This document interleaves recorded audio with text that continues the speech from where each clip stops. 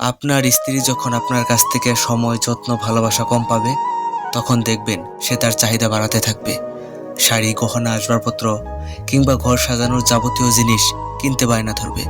বিলাসবহুল জীবনযাপন করতে চাইবে।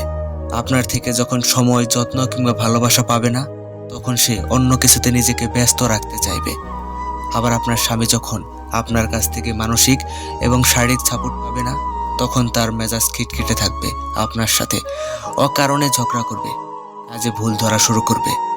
স্ত্রী যদি মানসিক কিংবা শারীরিক চাহিদা পূরণে ব্যর্থ হয়, তবে সে পুরুষ কখনো সফলতার মুখ দেখতে পারে না। সে থাকবে কেবলই হতাশাগ্রস্ত। সত্যি বলতে পুরুষ মানুষ সব কিছু সহ্য করতে পারে, শুধু তার শারীরিক কিংবা মানসিক চাহিদার অপূর্ণতা সহ্য করতে পারে না। আপনি আপনার স্বামীর সাথে যত শারীরিক দূরত্ব বজায় রাখবেন, আপনাদের মাঝে তত দূরত্ব বাড়তে থাকবে। জানেন তো, মানুষ তার সঙ্গীর অবহেলা পেলে মনে জিদ, তেজ আর রাগ বুঝতে থাকে, যা এক সময় অনেক বড় ধরনের ক্ষতির কারণ হয়ে দাঁড়ায়। সংসারে তৃতীয় পক্ষের আগমন ঘটে, সম্পর্কে বিচ্ছেদের রূপ নেয়। আর তখন পাশাপাশি এক বিছানায় থেকেও নামমাত্র সংসারের দায়িত্ব পালন করা গেলেও মনের দূরত্ব আজীবন থেকে যায়। সংসারে স্বামী স্ত্রীকে থাকতে হয় একে অপরের পরিপূরক হিসাবে। পরস্পরের দোষ না খুঁজে বরং পরস্পরের যেটা প্রয়োজন তা পরস্পর মিলিয়েই মিটে নিন।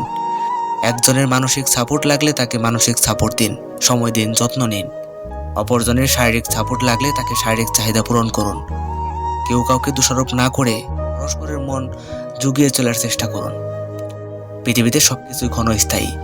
সংসার জীবনে অশান্তি নিয়ে পৃথিবীর কোনো মানুষই ভালো থাকতে পারে না। কস্মিন কালেও সে ভালো থাকতে পারে না।